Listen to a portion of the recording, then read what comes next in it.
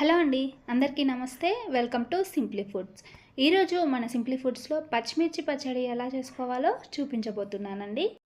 జలుబు చేసినప్పుడు కానీ, నోటికి ఏది రుచిగా అనిపించినప్పుడు కానీ ఇలా పచ్చిమిర్చి పచ్చడి చేసి చూడండి, ఖచ్చితంగా నచ్చుతుంది మీకు.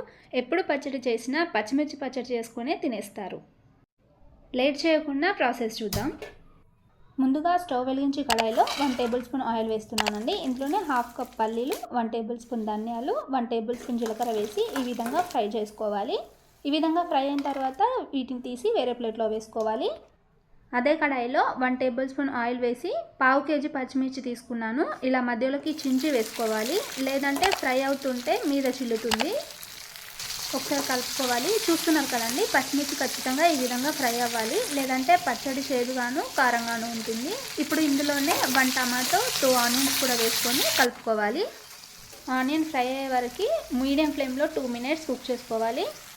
ఇప్పుడు ఇందులోనే 1 టేబుల్ స్పూన్ పసుపు వేసి కలుపుకొని ఒక 2 మినిట్స్ పాటు మూత పెట్టుకొని మీడియం ఫ్లేమ్లో కుక్ చేసుకోవాలి. 2 మినిట్స్ తర్వాత చూస్తున్నారు కదండి, ఇలా ఫ్రై అయ్యాక స్టవ్ ఆఫ్ చేసి వీటిని చల్లారనివ్వాలి కాసేపు. ఇప్పుడు మిక్సీ జార్లో ముందుగా ఫ్రై చేసిన పల్లీలు ఉన్నాయి కదండి, వాటిని ఇందులో వేసి ఇందులోనే ఫ్రై చేసి పెట్టిన పచ్చిమిర్చి కూడా వేసుకోవాలి. ఇవన్నీ కూడా మంచిగా చల్లారిన తర్వాతనే మనం మిక్సీ పట్టుకోవాలి. కొద్దిగా చింతపండు వేస్తున్నాను. మీరు టమాటాలు ఎక్కువగా తీసుకుంటే చింతపండు వేయడం అవసరం లేదు. ఒక రెబ్బ కరివేపాకు, కొద్దిగా కొత్తిమీర కూడా వేసుకొని వీటిని వాటర్ వేయకుండా మిక్సీ పట్టుకోవాలి.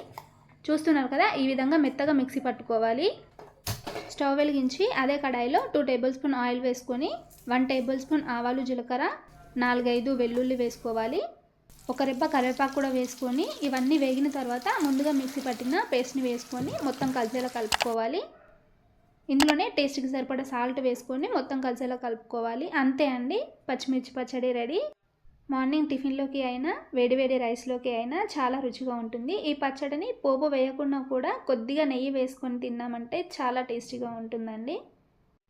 ఈ రెసిపీ మీకు నచ్చిందనే అనుకుంటున్నాను. నచ్చితే తప్పకుండా ఒక లైక్ చేసి మన ఛానల్ని సబ్స్క్రైబ్ చేసుకోండి. బెల్ ఐకాన్ వస్తుంది, దాన్ని క్లిక్ చేయడం మాత్రం మర్చిపోవద్దు. పచ్చడి మీరు ట్రై చేస్తే మీకు ఎలా కుదిరిందో కామెంట్ సెక్షన్లో కామెంట్ చేయండి.